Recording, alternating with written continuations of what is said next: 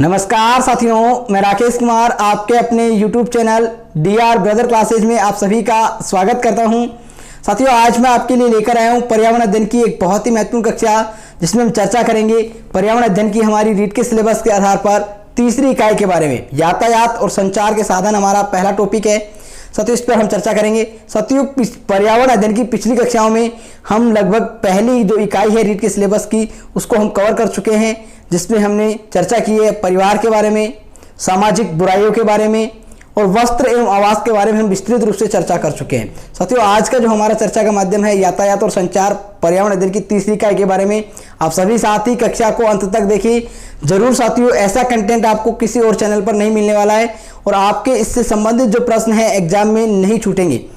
आप सभी साथी कक्षा को बस लास्ट तक देखिएगा, जरूर आपको कुछ नया सीखने को मिलेगा। साथियों, शुरुआत करते हैं। हमारी इस इकाई में हम जब चर्चा करेंगे तो तीन महत्वपूर्ण बिंदुओं पर चर्चा करेंगे। पहला जो हमारा चर्चा का बिंदु होगा वो होगा यातायात और संचार के साधन।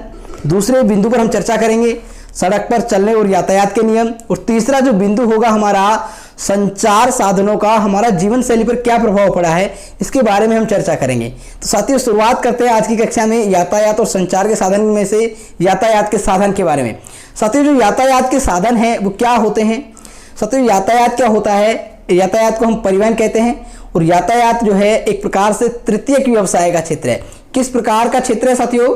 आप सभी को दिखाई दे रहा होगा, तृतीयक व्यवसाय का क्षेत्र है। साथियों, तृतीयक व्यवसाय क्या होता है आप सभी साथ ही जानते होंगे।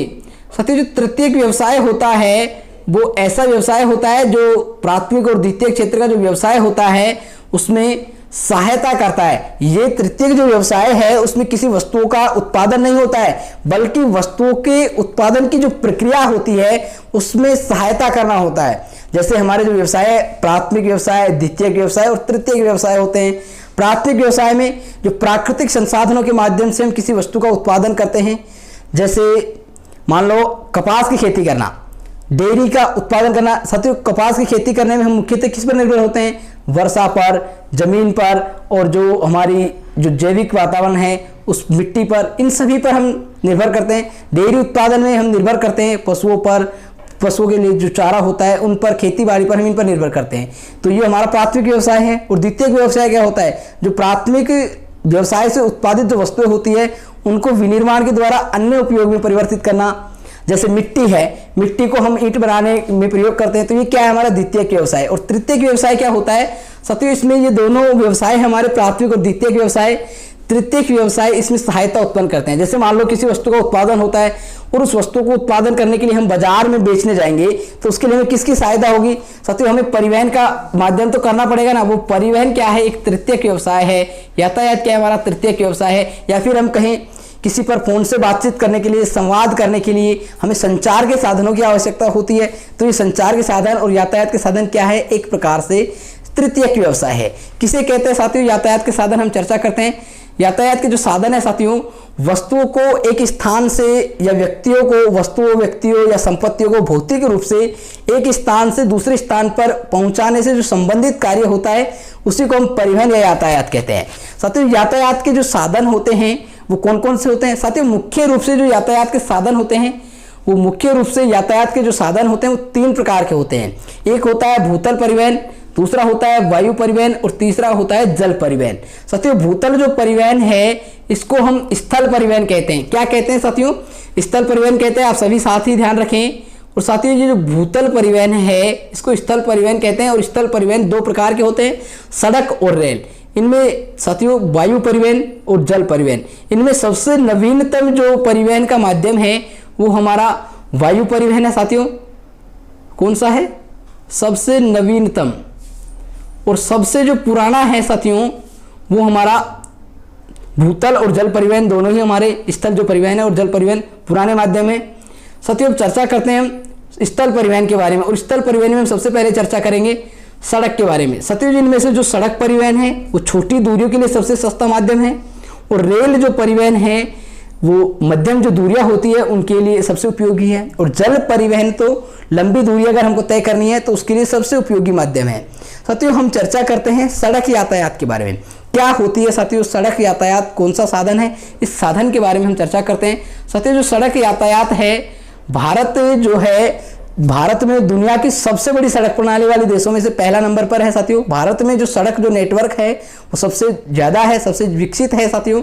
और सड़क परिवहन का जो क्षेत्र है साथियों सबसे ज़्यादा व्यापक है, क्योंकि आप सभी साथी जानते हैं कि यातायात के साधनों में सबसे अधिक महत्वपूर्ण है और प्रारंभिक साधन है तो वो सड़क साधन है। क्योंकि साथियों छोटी छोटी दूरियां हमें तय करनी होती है, जैसे कम दूर पर स्थित जो स्थान होते हैं, जो घर होते हैं, उन पर आने जाने के लिए, वस्तुओं को परिवहन करने के लिए सुलभ और सस्ता और सुविधा युक्त साधन है। जैसे मान लो क्या छोटे छोटे गांवों के लिए रेलगाड़ी की व्यवस्था, रेल परिवहन की व्यवस्था हो सकती है? नहीं साथियों। तो छोटी छोटी दूरियों के लिए हमें क्या है, सड़क परिवहन सबसे उपयुक्त माध्यम है और सस्ता भी माध्यम है। साथियों हम चर्चा करते हैं ये जो स्थलीय यातायात के साधनों में सड़क मार्ग सबसे पुराना है। अगर आपसे प्रश्न पूछ लिया जाए स्थलीय जो यातायात है उसके साधनों में सड़क मार्ग कैसा है, तो सबसे पुराना साधन है। और सबसे अधिक जो प्रयोग किया जाता है यातायात के साधनों में वो सड़क साधन ही है साथियों। और जो हमारा सड़क यातायात है वो उसकी कुल लंबाई है 54.72 लाख किलोमीटर। हमारा सड़क जो यातायात है वो अभी वर्तमान में साथियों वर्ष 2016-17 के आंकड़ों के अनुसार हम स्पष्ट रूप से कहें तो 54,72,464 किलोमीटर लंबी सड़क हमारे भारत देश में टोटल बनी हुई है। अब सभी साथी ध्यान रखें। साथियों चलते हैं हमारे जो सड़कों के प्रकार हैं उनके बारे में।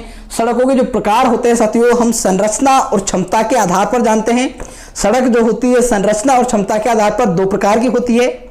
एक होती है हमारी कच्ची सड़क और दूसरी होती है हमारी पक्की सड़क। साथियों जो कच्ची सड़क होती है वो भारत के जो अधिकांश गांव होते हैं आज भी हमारी कच्ची सड़कों के द्वारा जुड़े हुए हैं। जैसे आपने पहले देखा होगा, पहले के जो प्राचीन जो जमाना था, प्राचीन पिछले, तो उसमें हमारे कच्ची सड़कें होती थी, जो पगडंडियां होती थी उस पर हम चला करते थे साथियों। वो हमारी कच्ची सड़कें, और कच्ची सड़कों का जो निर्माण है उनका जो दायित्व होता है, उनको निर्माण कराने का जो कार्य है कच्ची सड़कों का, वो कौन करती है? ग्राम पंचायत और जिला परिषद साथियों कच्ची सड़कों का निर्माण करती है। साथियों पक्की सड़कें क्या है? एक परिवहन का एक स्थायी साधन है और देश के आर्थिक विकास में पक्की जो सड़कें हैं इनकी बहुत महत्वपूर्ण भूमिका होती है। साथियों जो तृतीयक व्यवसाय है उसकी हमारे आर्थिक जो विकास, जो अर्थव्यवस्था है उसमें बहुत ही महत्वपूर्ण भूमिका होती है साथियों। और सड़क परिवहन को विस्तृत करने के लिए, इस जो सड़क परिवहन है हमारा उसको व्यापक बनाने के लिए जो पहला गंभीर प्रयास किया गया था साथियों वो 1943 में किया गया था। और किसके लिए, किसके द्वारा किया गया था साथियों? नागपुर योजना बनाई गई थी। इसके द्वारा जो हमारी सड़क परिवहन है उसको विस्तृत बनाने का प्रयास किया गया था साथियों। और इस नागपुर योजना के तहत साथियों, नागपुर योजना के तहत भारत की जो सड़कों के निर्माण और रखरखाव के उद्देश्य से जो सड़क है उनको 4 भागों में विभाजित किया गया है। आप सभी से प्रश्न पूछा जा सकता है नागपुर योजना के तहत सड़क को कितने प्रकार के बांटा गया है? तो साथियों जो नागपुर योजना थी 1943 वाली, उसके अनुसार हमारी जो सड़क परियोजना है, जो सड़कें हैं वो 4 प्रकार की होती है। राष्ट्रीय राजमार्ग, राज्य राजमार्ग, जिला सड़क और ग्रामीण सड़क। साथियों राष्ट्रीय राजमार्ग क्या होते हैं? राष्ट्रीय, इनके बारे में हम चर्चा करते हैं एक एक के बारे में। साथियों जो राष्ट्रीय राजमार्ग होता है उसको हम नेशनल हाईवे कहते हैं। क्या कहते हैं साथियों? नेशनल हाईवे कहते हैं इंग्लिश में।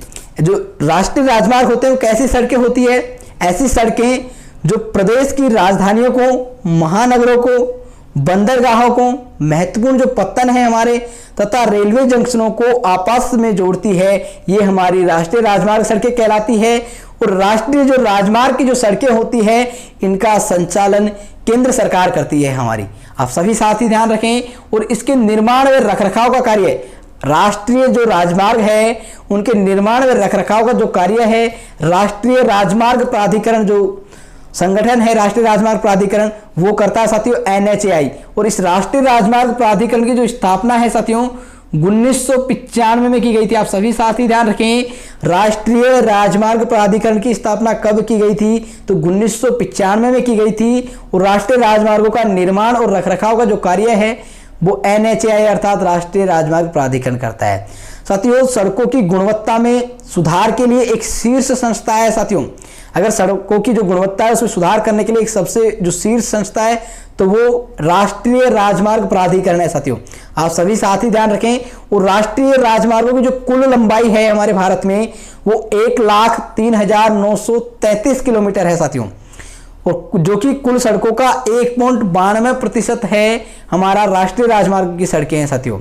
और जो राष्ट्रीय राजमार्ग की जो सड़कें होती हैं, आपने देखा होगा NH जो होता है राष्ट्रीय राजमार्ग, उनके जो किलोमीटर के जो पत्थर जो दर्शाए जाते हैं, जो पत्थरों पर किलोमीटर लिख के दर्शाए जाते हैं, उनके ऊपर से पीले रंग से रंगा जाता है साथियों उसको, राष्ट्रीय राजमार्गों के पत्थरों को किलोमीटर दर्शाने के लिए। साथियों कुछ महत्वपूर्ण तथ्यों के बारे में चर्चा करते हैं हम।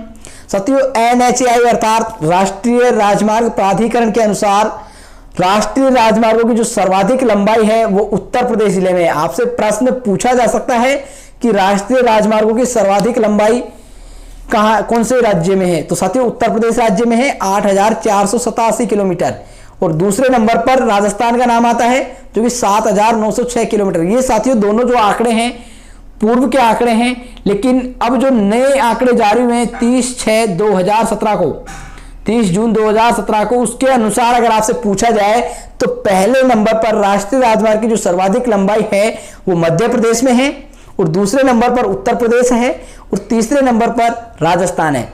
आप सभी साथी कक्षा के अंत तक बने रहें। साथियों इन नोट्सों को बनाने में बहुत मेहनत की गई है हमारी टीम के द्वारा।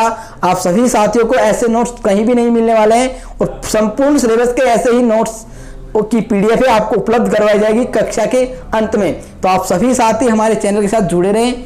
साथियों आगे चर्चा करते हैं हम कुछ महत्वपूर्ण जो तथ्य हैं हमारे NH1 और NH2 साथियों, इनको हम सम्मिलित रूप से ग्रांड ट्रंक रोड कहते हैं। आप सभी साथी ध्यान रखें, आपसे प्रश्न पूछा जा सकता है, इंपॉर्टेंट चीज है कि grand trunk road GT road जो है हम कौन से राष्ट्रीय राजमार्ग को कहते हैं, तो NH1 और NH2 दोनों को सम्मिलित रूप से हम ग्रांड ट्रंक रोड कहते हैं, और इनको दूसरे नाम से जाना जाता है, तो वो दूसरा नाम है शेरशाह सूरी मार्ग। आप सभी साथी ध्यान रखें, ग्रांड ट्रंक रोड को शेरशाह सूरी मार्ग के नाम से जाना जाता है। और ग्रांड ट्रंक रोड कौन कौन से राष्ट्रीय राजमार्ग है, NH1 और NH2 साथियों।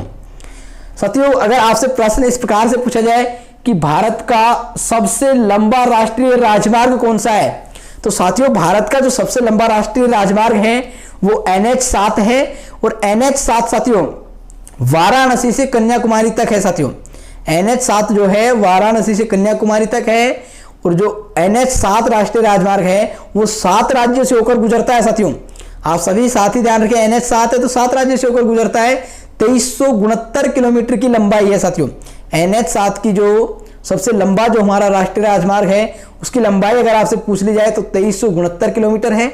और साथियों ये भारत की बात है। अगर आपसे राजस्थान की पूछ ली जाए, राजस्थान का सबसे लंबा राष्ट्रीय राजमार्ग, तो साथियों NH15 है। भारत के लिए NH7 है और राजस्थान के लिए NH15 है।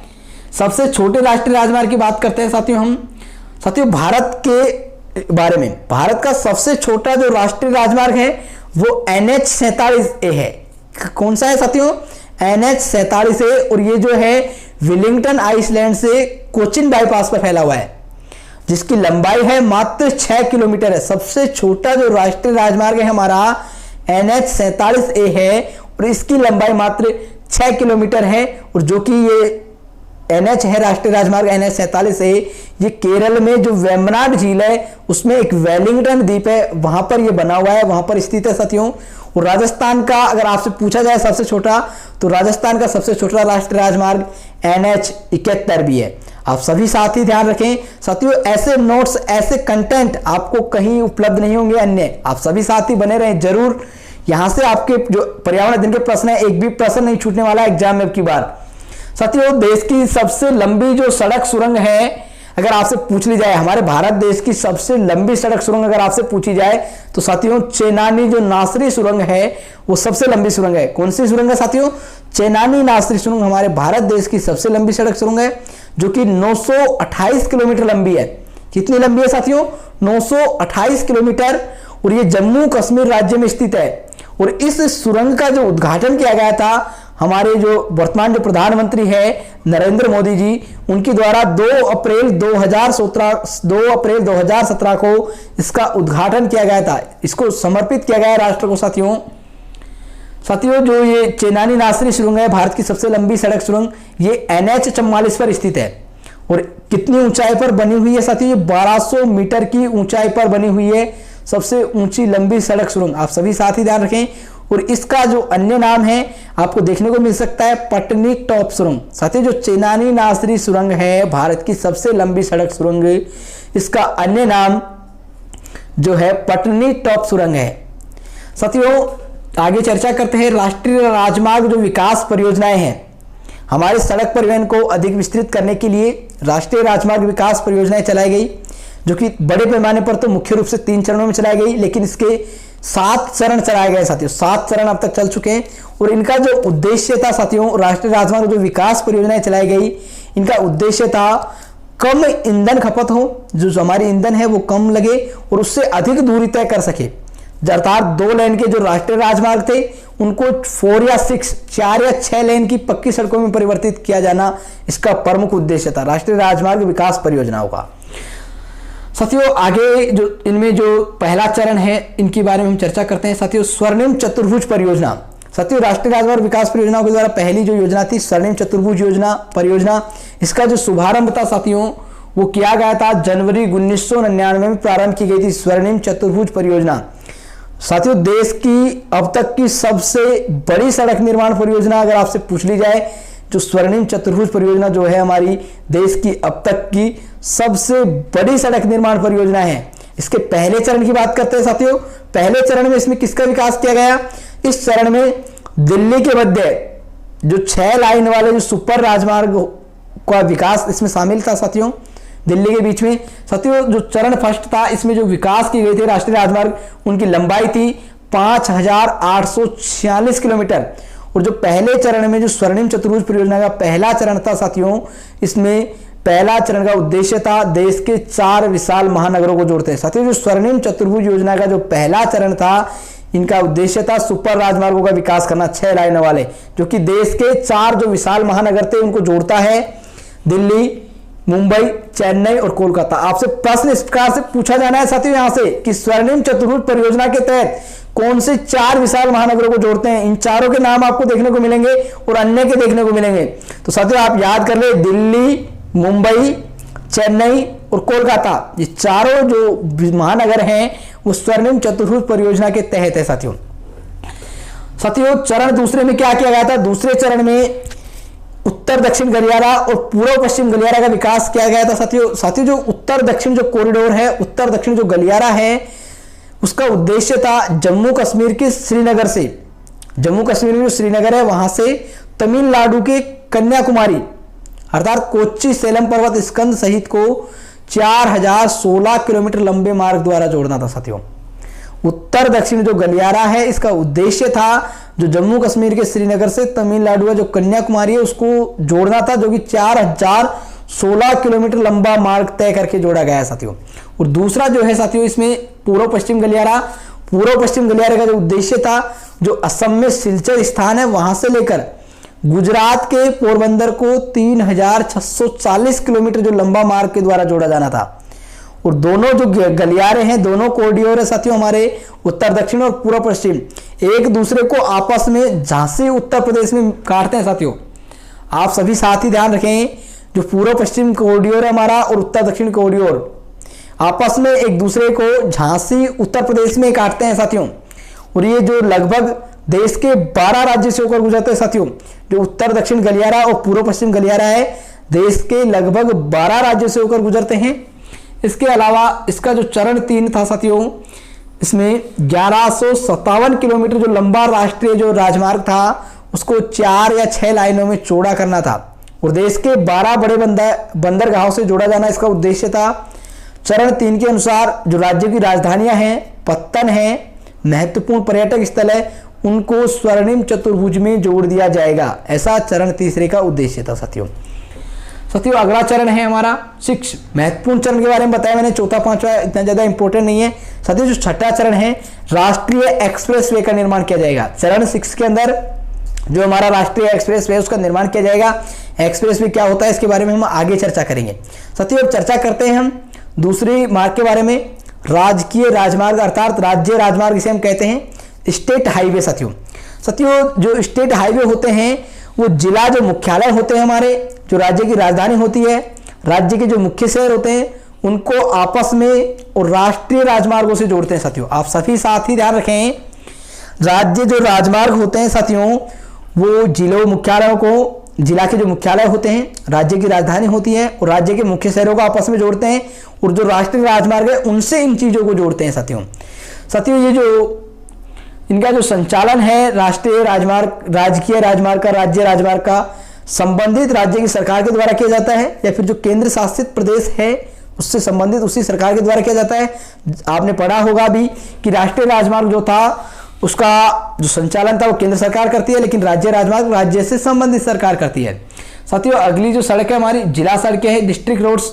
जिले के जो महत्वपूर्ण भाग होते हैं उनको आपस में जोड़ना और आपस में जो अन्य जिले होते हैं उनको मुख्य राज्य मार्गों से जोड़ना इसका मुख्य उद्देश्य होता है। और जिला जो सड़कें होती है उनके निर्माण का या रखरखाव का जो दायित्व होता है वो जिला परिषद का तथा लोक निर्माण विभाग का होता है। साथियों आप सभी साथी ध्यान रखें। साथियों ग्रामीण सड़कें, ग्रामीण जो सड़कें होती है तहसील मुख्यालय, खंड मुख्यालय तथा अन्य जो महत्वपूर्ण सड़कें होती हैं उनको आपस में जोड़ती है। ग्रामीण सड़कें विभिन्न गांवों को आपस में जोड़ती है तथा अन्य उच्च श्रेणी की जो सड़कें होती हैं उनसे उन गांवों की सड़कों को जोड़ती है। साथियों कुछ महत्वपूर्ण तथ्य के बारे में हम चर्चा करते हैं। हमने इन चारों सड़कों के बारे में चर्चा की जो कि नागपुर योजना के तहत बनाई गई थी। चारों सड़कें राष्ट्रीय राजमार्ग, राज्य राजमार्ग, जिला सड़कें, ग्रामीण सड़कें। साथियों सड़क घनत्व के बारे में बात कर लेते हैं। साथियों जो सड़क घनत्व है 100 वर्ग किलोमीटर क्षेत्र में सड़कों की लंबाई सड़क घनत्व को दर्शाता है। अगर आपसे भारत में सड़कों का सर्वाधिक घनत्व पूछ लिया जाए तो भारत में सड़कों का सर्वाधिक घनत्व केरल राज्य में है, और सबसे कम घनत्व अगर आपसे पूछा जाए तो साथियों जम्मू कश्मीर राज्य में सबसे कम घनत्व है। केंद्र शासित प्रदेशों की बात कर ली जाए, अगर केंद्र शासित प्रदेशों में सबसे ज्यादा सड़क घनत्व पूछा जाए तो दिल्ली जो केंद्र शासित प्रदेश है उसमें सर्वाधिक घनत्व है, और सबसे कम जो है केंद्र शासित प्रदेशों में चंडीगढ़ में है। साथियों अब हम बात करते हैं राजस्थान की। राजस्थान में सड़कों का सर्वाधिक जो घनत्व है साथियों दौसा जिले का है।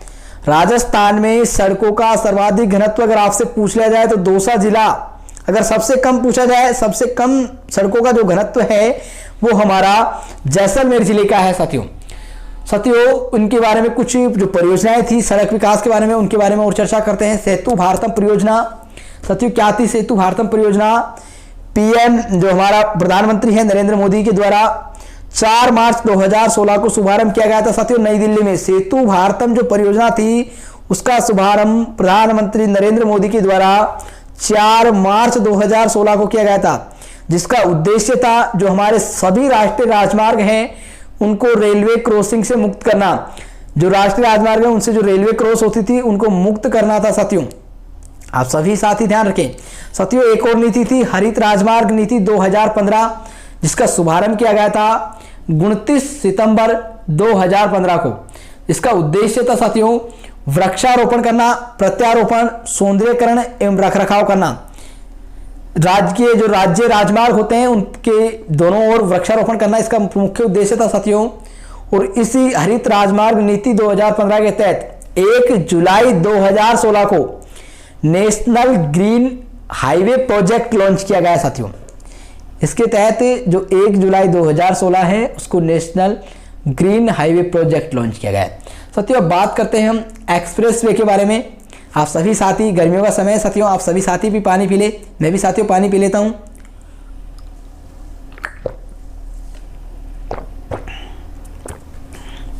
जी साथियों एक्सप्रेस वे के बारे में हम चर्चा करते हैं। एक्सप्रेस वे क्या होते हैं? साथियों एक्सप्रेस जो वे होते हैं वो अत्यधिक यातायात वाले मार्ग होते हैं, और ये जो होते हैं बहु लेन वाले पक्के सड़क मार्ग होते हैं। इसमें बहुत सारी लाइनें होती है, और ये जो होते हैं मुख्यतः सामान एवं माल की ढुलाई के लिए उपयोग लिए जाते हैं। साथियों आप सभी साथी ध्यान रखिए, जो अत्यधिक यातायात वाले मार्ग होते हैं उनको एक्सप्रेस वे कहा जाता है, जो कि सामान एवं माल की ढुलाई इन पर की जाती है। अगर आपसे प्रश्न पूछा जाए देश का सबसे बड़ा एक्सप्रेस वे, तो आपको जवाब देना है आगरा लखनऊ जो एक्सप्रेस वे है वो हमारा देश का सबसे बड़ा एक्सप्रेस वे है। अब बात करते हैं राजस्थान राज्य की। राजस्थान राज्य का सबसे व्यस्ततम राष्ट्रीय राजमार्ग अगर आपसे पूछा जाए साथियों राजस्थान राज्य का सबसे व्यस्ततम राष्ट्रीय राजमार्ग NH8 है, जो कि जयपुर से अजमेर के लिए जाता है साथियों। और ये देश का पहला 6 लाइन का एक्सप्रेस हाईवे था साथियों। राज्य का सबसे व्यस्ततम राष्ट्रीय राजमार्ग पूछे या देश का पहला 6 लाइन का एक्सप्रेस हाईवे पूछे, आपका जवाब होगा NH8, जो कि जयपुर से अजमेर की ओर जाता है साथियों। साथियों राजस्थान राज्य का लंबा राष्ट्रीय राजमार्ग अभी हमने चर्चा की थी ऊपर NH15 है, जिसकी लंबाई 875 किलोमीटर है, और सबसे छोटा 71 भी है, जिसकी लंबाई 5 किलोमीटर है साथियों।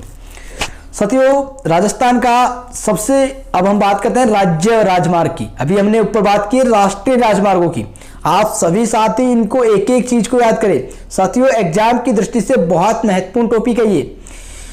चाहे लेवल 1 और लेवल 2 में भी आपके भूगोल में शायद ये टॉपिक आता होगा साथियों, अगर आप तैयारी कर रहे होंगे तो। राजस्थान का जो सबसे लंबा राज्य राजमार्ग है वो SH1 है, 432.80 किलोमीटर है साथियों स्टेट हाईवे। और सबसे कम लंबा स्टेट जो हाईवे है वो है हमारा SH23, जो कि 3 किलोमीटर है मात्र। और राज्य का हमारा जो नवीनतम जिला है 33वां जिला, वो प्रतापगढ़, जो कि NH13 पर स्थित है। आपसे पूछा जा सकता है जो हमारा राजस्थान का नवीनतम जिला है वो कौन से राष्ट्रीय राजमार्ग पर स्थित है, तो आप ध्यान रखें NH13 पर स्थित है साथियों। जो हनुमानगढ़ जिला है हमारा, इसमें कोई भी राष्ट्रीय राजमार्ग नहीं है। आपसे प्रश्न पूछा जा सकता है ऐसा कौन सा जिला है राजस्थान में जिसमें कोई भी राष्ट्रीय राजमार्ग नहीं है, तो आपका जवाब होगा हनुमानगढ़ जिले में कोई भी राष्ट्रीय राजमार्ग नहीं है। साथियों कुछ और महत्वपूर्ण तथ्य है हमारे, जैसे राजस्थान में सर्वाधिक लंबी सड़कों वाला जिला आपसे पूछ लिया जाए, राजस्थान में सर्वाधिक लंबी सड़कें कौन से जिले में है, तो आपका जवाब होगा बाड़मेर में। और न्यूनतम जो सड़कें हैं लंबी सड़कें वो धौलपुर जिले में स्थित है साथियों। सड़कों से जुड़े सर्वाधिक गांवों वाला जिला आपसे पूछा जाए तो गंगानगर नहीं, गंगानगर जो जिला है सड़कों से जुड़े सर्वाधिक गांवों वाला जिला है। और न्यूनतम गांवों से जुड़े, जो सड़कों से जुड़े वाले गांव हैं जो जिला है वो हमारा सिरोही है। सड़कों से जुड़े न्यूनतम गांवों वाला जो जिला है वो हमारा सिरोही है साथियों। गांवों की बात कर ले साथियों, ग्राम पंचायत मुख्यालयों से जो सड़कों से जुड़े सर्वाधिक ग्राम पंचायत मुख्यालय वाला जिला है वो जयपुर है। और न्यूनतम जो है इसमें जैसलमेर है साथियों।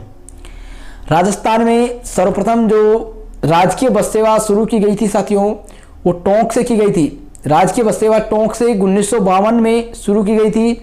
और राजस्थान राज्य ग्रामीण बस सेवा का जो उद्घाटन किया गया था, जो हमारी जो राज्य ग्रामीण बसें चलती है साथियों, उस सेवा का उद्घाटन उदयपुर बस स्टैंड से हुआ था साथियों। आप सभी साथी ध्यान रखें, टोंक से सर्वप्रथम शुभारंभ हुआ था 1952 से, और इनका जो उद्घाटन था उदयपुर बस स्टैंड से हुआ था साथियों। राजस्थान राज्य पथ परिवहन निगम की स्थापना की गई थी, जो कि 1 अक्टूबर 1964 को की गई थी साथियों। जो हमारा सड़क परिवहन से संबंधित जो निगम है राजस्थान राज्य पथ परिवहन निगम रोडवेज का, उसकी स्थापना 1 अक्टूबर 1964 को की गई थी साथियों। विश्व की बात कर लेते हैं। विश्व में सबसे बड़ा सड़क जो नेटवर्क है वो अमेरिका में है, और सबसे छोटा जो सड़क नेटवर्क है वो तुवालू देश में स्थित है साथियों। आप सभी साथी ध्यान रखें। और विश्व का सबसे लंबा अंतरराष्ट्रीय सड़क मार्ग पैन अमेरिकन हाईवे है। सबसे लंबा अंतरराष्ट्रीय हाईवे भी साथियों पैन अमेरिकन हाईवे है, जो कि 18 देशों को जोड़ता है। विश्व का सबसे लंबा अंतरराष्ट्रीय सड़क मार्ग या अंतरराष्ट्रीय हाईवे पैन अमेरिकन हाईवे है, जो कि 18 देशों को जोड़ता है। और विश्व का सबसे ऊंचा अंतरराष्ट्रीय जो हाईवे है वो कराकोरम हाईवे है साथियों, जो कि कराकोरम जो हाईवे है उसको संसार का 8वां आश्चर्य कहा जाता है, 8वां अजूबा कहा जाता है साथियों। विश्व का जो सबसे ऊंचा सड़क मार्ग है वो लेह श्रीनगर में स्थित है साथियों। और देश की पहली LNG अर्थात द्रवीकृत प्राकृतिक गैस ईंधन से साथियों पर LPG नहीं LNG की बात की गई है, लिक्विड नेचुरल गैस द्रवीकृत प्राकृतिक गैस ईंधन से चलने वाली जो बस का शुभारंभ हुआ था तिरुवनंतपुरम केरल में हुआ था। 8 नवंबर 2016 को इसका शुभारंभ किया गया था साथियों। एक और महत्वपूर्ण तथ्य है हमारा ढोला सदिया पुल। भारत का सबसे लंबा पुल आपसे पूछ लिया जाए साथियों, ढोला सदिया पुल है, जिसका उद्घाटन 26 मई 2017 को किया गया था और जो कि 9.15 किलोमीटर लंबा है साथियों, 9.15 किलोमीटर। और ये जो ढोला सदिया पुल है असम में ब्रह्मपुत्र नदी पर स्थित है और केंद्र सरकार ने इस पुल का नाम महान जो गायक है, हमारे जो गीतकार है, जो कवि है भूपेन हजारिका जी, उनके नाम पर रखने का प्रस्ताव किया गया है।